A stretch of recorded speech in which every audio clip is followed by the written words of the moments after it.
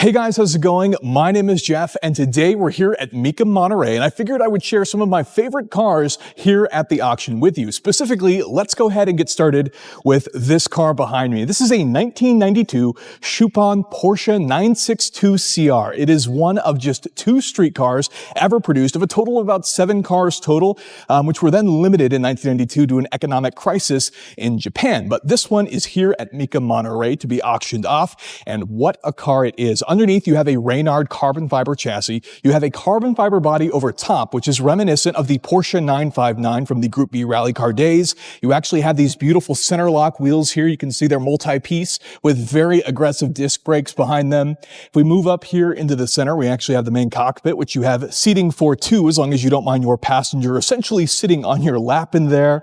In the middle here, we actually have a 3.4 liter Boxer flat 6, good for about 600 horsepower, which is then paired with a 5-speed manual transmission. Now, there's lots of other really cool details here. You actually have a 962 front badge. We have a 962 filler in the back here. Lots of the extra vents and things you see are actually dry carbon fiber as well, so it has a nice sort of visual effect in addition to what you can see, or can't see, I should say, underneath the actual body of the car. As we move here to the back of the car, we have this very cool spoiler, which does have a little bit of a gurney flap here on the back. And my favorite detail, if we move to the backpack of the car, is the fact that we have this long tail light here, again, very reminiscent of the 959, but 962 CR embedded into the actual tail light. You can see this one even has a camera, which obviously would have been added for the aftermarket, but this car doesn't really have much of a back window. A lot of what you have is taken up by that crazy engine, but what an incredibly rare car. Hard to say exactly what it's worth, but I guess we'll find out as it gets ready to roll across the block here at Mecum Monterey. Now, there are some other really cool cars in here that I want to share with you, including the fact there's actually an RSK right here off to the side, the Porsche race car.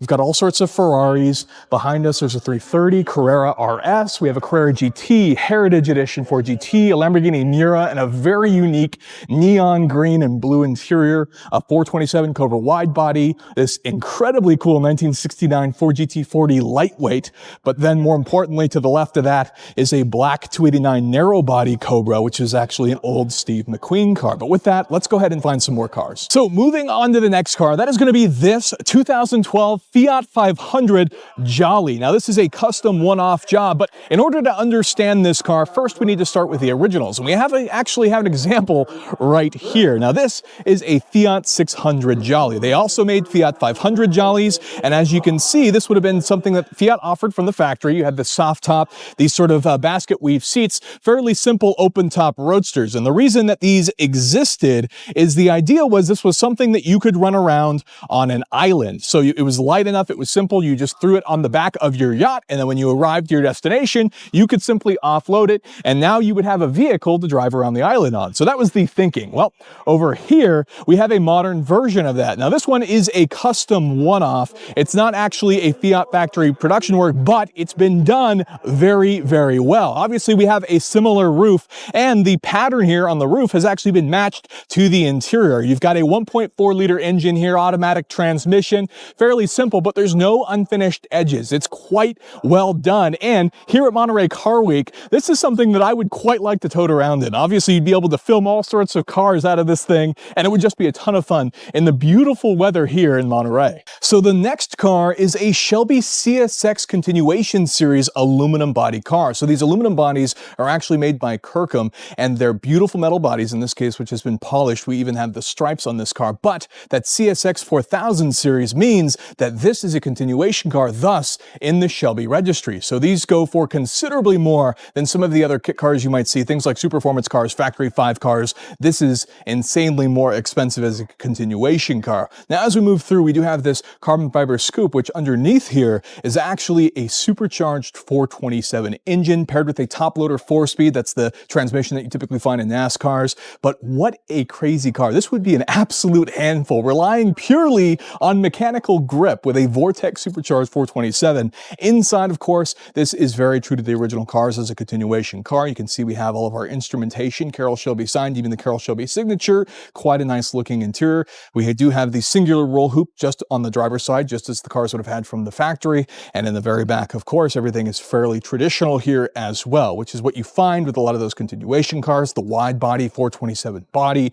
Very cool looking cars. I love the polished look. They actually do offer some other options where they can plate some of these cars to make them look a little bit different, including in copper or bronze. But this particular one is just polished aluminum, and it is quite sharp here at Mecum Monterey. So next is a 2008 C6 Chevrolet Corvette, but it's not just a Corvette. This one has been modified by Condiget Design and STS Turbo. So it's safe to say that there's both some engine work and some cosmetic work that's been done to this car. Now, looking at the front, obviously we have a fairly aggressive hood. We do have these sort of front lower splitters, but under the hood here, we actually have a twin turbocharged 6.2 liter LS3 V8 that now makes 700 horsepower, which is a pretty considerable improvement that'll definitely speed up the Chevrolet Corvette. Now, on top of that, you can see the fender flares have been widened out quite a bit. We do have some bare disc brakes.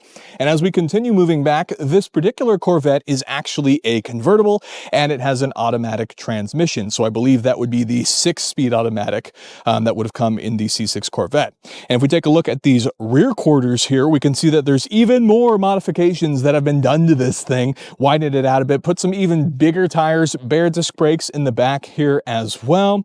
And as we continue moving back, there's just a bit more work here. You have this sort of custom spoiler back end piece, but that still retains a lot of the classic C6 Corvette features like the taillights.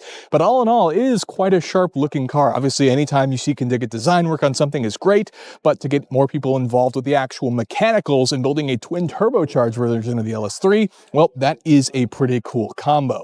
So the next car I want to show you is this insanely wide 1969 Chevrolet Camaro. But perhaps the most important part is actually what's under the hood. If we go ahead and take a look here, we have a Whipple supercharged LSX V8. This thing is making 1,000 horsepower, and it looks quite hot in the engine bay doing so. You can see there's all sorts of other fantastic parts in here, all sorts of Wilwood master cylinders, of course, Moroso parts, very nice, but more importantly, even vintage air AC with an air compressor over here on the side. Now, if we take a look at some of the other features going on, we have an insane wide body here. It looks about 3 or 4 inches added onto the front. Of course, Wilwood disc brakes. As we move to the back, it gets even wider. 6-speed manual transmission on the inside, Corbo bucket seats, insanely deep enough to actually serve soup out of if you wanted to here in the rear.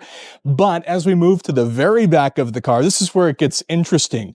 You are looking at C7 Corvette taillights added into the back. And then of course we have all this custom molding for this diffuser and rear exit exhaust out the back. It's a pretty interesting car. Whether you like the looks or not is subjective to you, but you can't deny that 1,000 horsepower in the 69 Camaro is pretty awesome. So the next car we're looking at is a 1993 Panoz Aiv Roadster, which stands for Aluminum Intensive Vehicle. Now, I think these are pretty underappreciated, Panoz being the American company, obviously very famous for going racing, but I could see people mistaking this for a Prowler, which I don't think is necessarily on them, but let's talk about it since we have one in front of us. Very rare, one of 44. You essentially have a 93 Ford Mustang GT underneath here, which means you have yourself a 4.6 liter V8, which is paired with a Tremec manual transmission. So a fantastic combo, about 215 horsepower, 285 pound-feet of torque, 5-speed manual, 0 to 60 in 5.3 seconds. And it weighs just 2,300 pounds thanks to a lightweight aluminum body. These fenders are, of course, made of fiberglass. You can even see the coilovers here in the side. It's just a really pretty looking vehicle that obviously is a bit understated. And obviously the big benefit of this is you have the more traditional hot rod styling, similar to what you would have found with the Prowler, but you actually get a V8 and a manual transmission here in this car. There's lots of cool badges in here. Obviously being a Panoz makes it a very unique car. You don't see many of these around, and it is incredibly cool to see one up for auction here at Mecum Monterey, especially in this fun sort of metallic red color with a tan interior, very classic, and they're sort of fun looking vehicles. So if you ever see one around, now you know. So the next car I want to show you is this Porsche 906 replica. Now supposedly per the Mecum listing, this car was actually built to be featured in Ford v Ferrari, which is cool cool enough on its own. But the other cool part that I like in particular, one, I think the body style for these cars is gorgeous, but the real cars are worth far too much money. Some might say far too much money to actually drive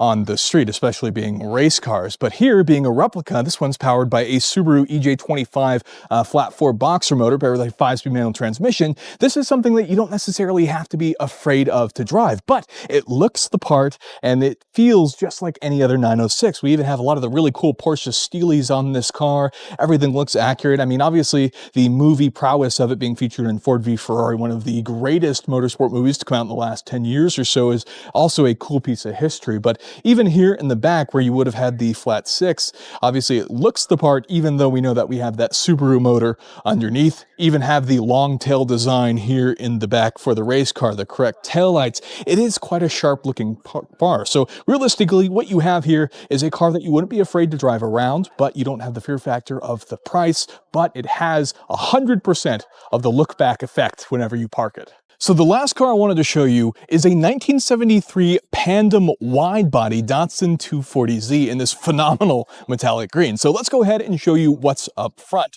Now here we actually have an engine swap. What you're looking at here is an RB25 DET. So single turbo, straight 6 motor, 2.5 liters. And this would have been taken from something like a Skyline GTST, something along those lines, and has been plopped in here, which I quite like this setup. You get more power, you get modern performance, but it still stays true to what the original straight 6 would have been in this 240Z. Now, we do have that Pandem wide body kit, which has been nicely fitted here.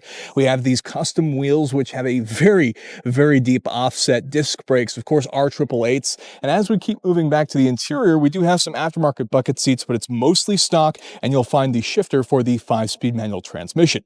As we come to the back, we have more of that Pandem wide body kit with fantastic wheel fitment. I love the way that this thing looks.